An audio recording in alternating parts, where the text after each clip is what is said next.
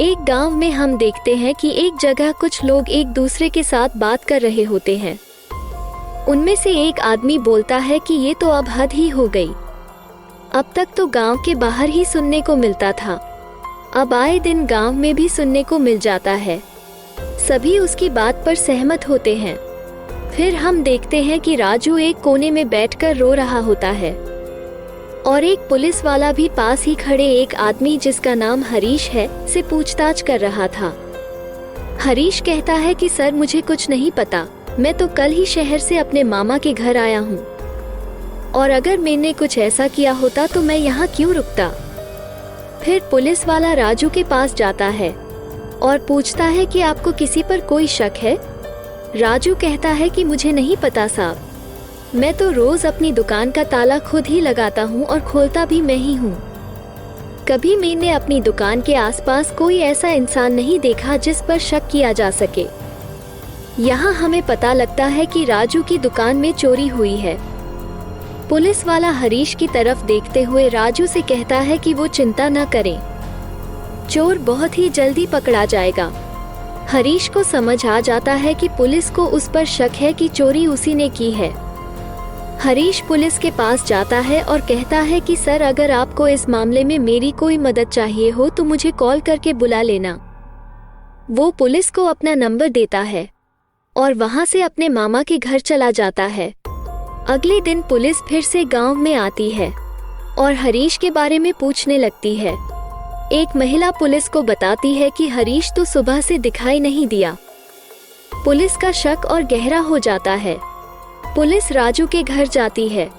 वहां राजू एक दूसरे आदमी से बात कर रहा होता है कि पुलिस को बुला लिया है, बस अब सब कुछ ठीक से हो जाए।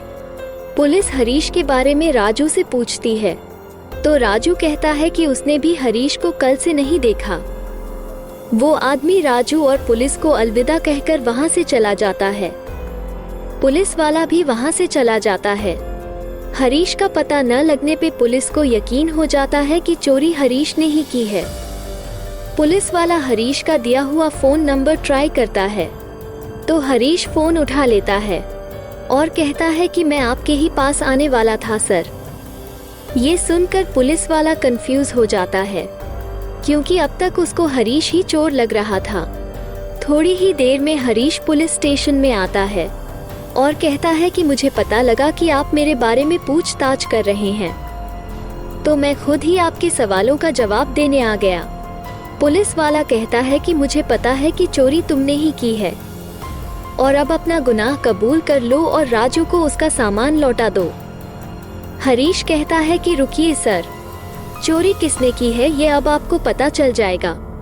वो राजू को अंदर बुलाता है। ये देखकर पुलिस वाला थोड़ा परेशान हो जाता है। हरीश राजू से कहता है कि सर को बताओ जो तुम अभी अपनी दुकान के पीछे बात कर रहे थे उस आदमी से। राजू कुछ नहीं बोलता और चुपचाप खड़ा रहता है। हरीश कहता है झूठ बोलोगे या कुछ नहीं बोलोगे तो सीधे जेल जाओगे। तो राजू बोलता है कि साहब मुझे माफ कर दो, चोरी की वारदात इतनी बढ़ गई थी तो मैंने सोचा कि मैं भी किसी के पास अपनी दुकान का सामान रखवा कर इंश्योरेंस का पैसा ले लूंगा और बाद में धीरे धीरे फिर से अपना सामान अपनी दुकान में ले आऊंगा। मैं बहुत गरीब आदमी हूँ, मुझसे गलती हो गई, मुझे माफ कर दो।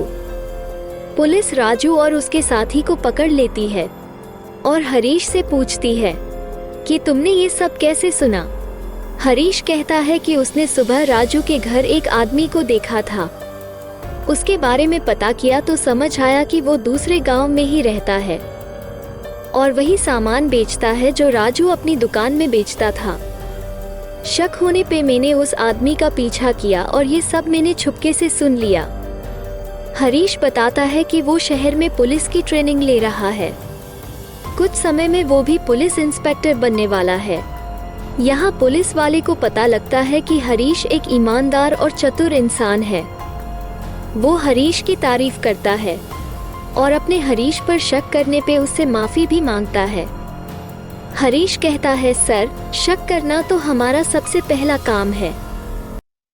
कहानी का मोरल ये है कि ईमानदारी और सही रास्ते पर चलना हमें सफलता की ओर ले जाता है। धैर्य और निष्ठा से किसी भी समस्या का सामना किया जा सकता है और सच्चाई का साथ देने से अंत में हमें जीत ही मिलती है।